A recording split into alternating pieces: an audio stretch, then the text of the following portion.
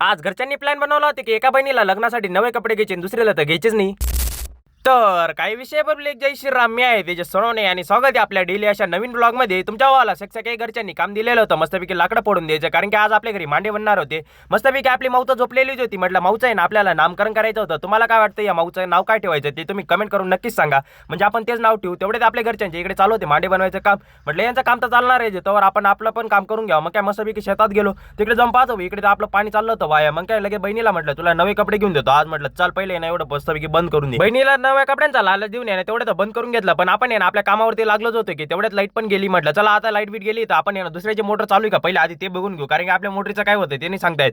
कसं मग काय आपल्या मोटरीचं गेलेले होते फ्यूज उडून. मग काय मस्तपैकी फ्यूज वगैरे टाकले, मस्तपैकी मोटर वगैरे चालू करून घेतली. तेवढ्यात आहे ना आपण इकडे आलेलो होतो आपल्या ड्युटीवरती. म्हटलं चला आहे ना आता मस्तपैकी थोडंसं बसायचं सोडून ना. घरच्यांनी आपल्याला इकडे मस्त तिळगुळचे लाडू आणि चिकी वगैरे मस्तपैकी पाठवून दिलेली होती. आज शुक्रवार नव्हता तरी घरच्यांनी चिकी पाठवून दिलेली. म्हटलं काही विषय नाही. तसं तर घरी जाऊन पाहतो बघ, घरचे तर मस्त पिक्चर वगैरे एन्जॉय करत होते. पण लाईट बीट ऑफ करून मस्त कंचना पिक्चर एक नंबर भारी असं चालू होता. पण आपल्या बहिणीला आहे ना मस्तपैकी कपडे घ्यायचे होते. पण हिला तर काय घेऊन द्यायचे नव्हते, आम्हाला दुसऱ्या बहिणीला घेऊन द्यायचे होते. ती तर बेकार अशी खुश होती. म्हटलं काही विषय नाही. पण आहे ना आपण मस्तपैकी कपडे घ्यायला निघालोच होतो मम्मी त्यांच्यासोबत.